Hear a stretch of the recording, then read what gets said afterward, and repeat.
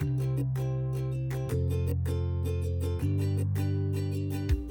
everyone, welcome to my kitchen. Today's special dish is a classic from Karnataka, and that's the Bisi Bele Bath.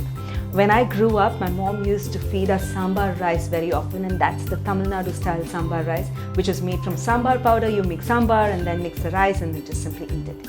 When I moved to Bangalore, I discovered this wonderful dish when I used to go and eat in the Sagar restaurants, and today it's brought back a lot of memories. I've learned how to make this dish over the years and perfected it as well. So without wasting any time, I'm going to show you how to make this really simple and yet delicious and creamy Bisi Bele Bath. I'm going to be using the Golden Harvest Sona Masuri rice, which has been double old raw rice, and I'm going to be mixing it along with freshly ground spices. So let's just begin. So to begin, there is a small way I cook Bisi Bele Bath, and that's by actually cooking the rice and the dal together. So here is my Sona Masuri raw rice, and I'm going to be cooking it along with tur dal, and that is thoram parpu, along with some turmeric and salt. So I'm going to add in the tur dal here, some turmeric powder, add in salt.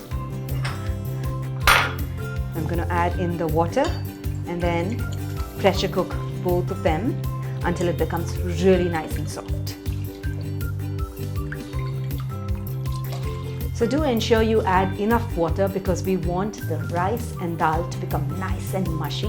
Even if it's slightly liquidy, don't worry, because that's how we want the Bisi Bele Bath to be. I'm going to cover the pressure cooker and then pressure cook this for about 2 whistles, then turn the heat to low, simmer, and then cook for another 3 to 4 minutes. And once that's done, turn off the heat and allow the pressure to release naturally. Now that our rice and dal is cooked and it's resting and the pressure is getting released gradually, I'm going to roast the fresh spices and the masala for the Bisi Bele Bath. First is the chana dal.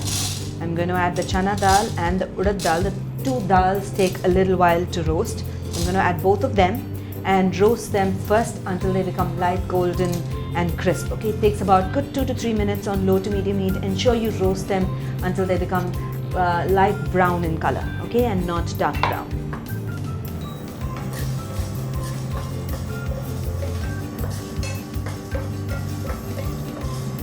Now that the urad dal and chana dal are roasted, I'm going to go ahead and add the remaining ingredients and roast them all for about 2 to 3 minutes until you can smell the aromas coming through. First is the methi seeds, which is the fenugreek seeds. And I'm going to add in the coriander seeds. And we'll add in the cloves along with it, which is the 3 to 4 of them, and then the cinnamon stick and cardamom, which is elaichi, and then finally the red chilies. So I'm going to roast all of them for about 2 to 3 minutes and then turn off the heat and then grind to make a powder, which I'm going to show you. Okay, these are roasted. There's 2 more ingredients that we need to add to roast, which is the poppy seeds, which we typically add towards the end because otherwise they will splutter, and then the coconut. So I'm going to add both of them and roast for just about a minute and then grind all of these ingredients to make a Bisi Bele Bath spice mixture.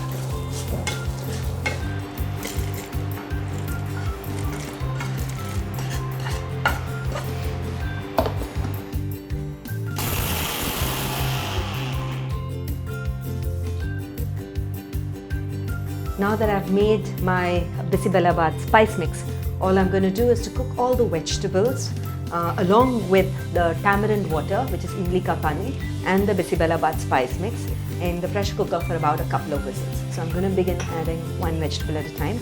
These are small sambar onions, which I've cut into half or quarter. I'm going to add it into my pressure cooker. And drumstick, I love adding a lot of vegetables to my sambar and Bisi Bele Bath, and hence you'll see a lot of them coming in. That's the beans, green beans. I've cut them lengthwise so it looks good when you serve the dish. And there's carrots, wholesome, healthy. And we have capsicum. Okay, I'm going to add that in, and I'm adding the tomatoes. I'm going to add all these ingredients. There's one ingredient which I'm going to leave out is green peas because it's steamed and kept, and I'm going to be adding it completely towards the end when the rice and the sambar mixture is completely mixed together. To this, I'm going to add the tamarind water that I've made. And I'm going to add in the hing, also known as the asafoetida perengayam. Salt. We added salt in the dal and rice mixture, so I'm going to add just a little bit over here, and then you adjust the salt later. I'm going to add some turmeric powder. And then I'm going to add in this spice mix. This is essentially your fresh sambar powder ground along with spices and coconut. The addition of freshly ground spices always gives a great taste to a dish.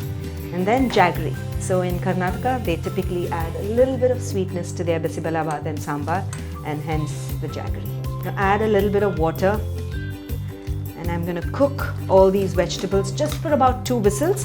Turn off the heat and release the pressure immediately by running it under cold water.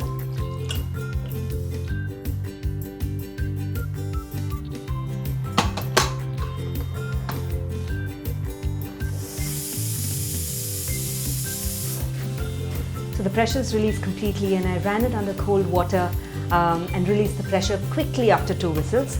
And I'm going to open it. Notice the vegetables are nice and green because we opened it immediately after about a couple of whistles, so the colors are retained. Okay, so if you allow the pressure to release on its own, then the colors will fade away a little bit. Now what I'm going to do next is to keep this aside and bring my rice and dal mixture, which has been cooked. The pressure is released. Allowed the pressure to release gradually, and I'm going to open the pressure cooker now. And the rice looks perfect, exactly how I want. I can see all the grains standing out. It's just the right amount of water that I've added. And there's actually an advantage of using double old rice. And this is a Golden Harvest Sona Masuri rice, and it's come out beautifully. So the rice is just cooked perfectly. I'm going to give it a mash. While it is hot, mash it with the back of your spoon a little bit, so it becomes like a coarse mixture. Some people mash it up really well, some people keep the texture of rice. So it's completely your choice of how you like it in your family. But I'm just going to mash it a little bit because that's how I've always eaten Bisi Bele Bath. It's creamy and yummy and with lots of ghee. So I'm going to be adding some ghee into this as well. Ghee is an important ingredient in making Bisi Bele Bath, which adds to the flavor apart from all the spices that we added.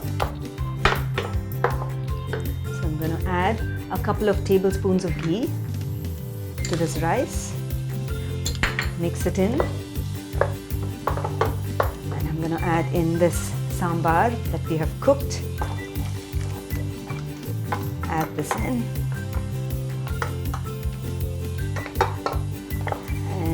Mix all of this together, give it a taste, check the salt, check the spices, and sometimes if you feel it's a little less in chili, then what you can do is always add some sambar powder towards the end, and that's perfectly okay to do because a lot of times your chili that you might use might be a little different, and you can compensate it with some sambar powder. So that's a trick that you learned today.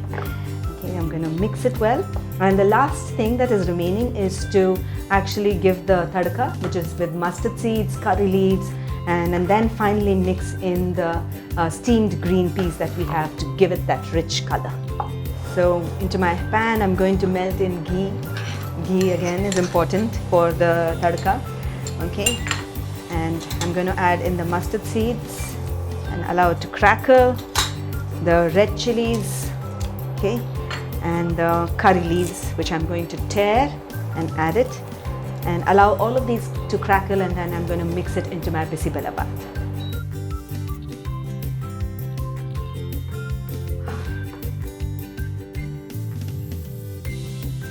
Now that's crackled, I'm going to keep this aside, bring my pan, Bisi Bele Bath pan back in again, and I'm going to add this into